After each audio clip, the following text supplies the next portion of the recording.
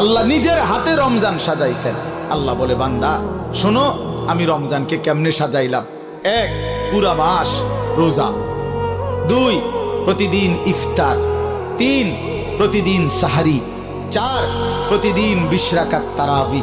5, শেষ দশকে এতেকাফ। 6, শেষ দশকের বেজর রাত্রিতে শবে কদর। এরপরে 7, একটা নফল একটা ফরজের সমান। 8, একটা ফরজ 70টা ফরজের সমান। 9, প্রথম দশক রহমত। 10, মাঝখানের দশক মাগফিরাত। 11, শেষ দশক জাহান্নাম থেকে মুক্তি।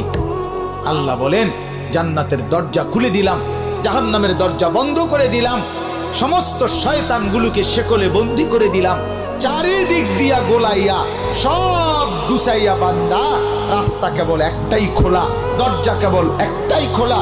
পুরা রমজান রাতে আসো, দিনে আসো, দুপুরে আসো, শুধু আমার গোলামি করবা, গুনাহ ছেড়ে দিবা, আর একটা দরজা দিয়েই সবাই ঢুকবা। শুধুই জান্নাত, শুধুই জান্নাত, শুধুই জান্নাত, শুধুই জান্নাত।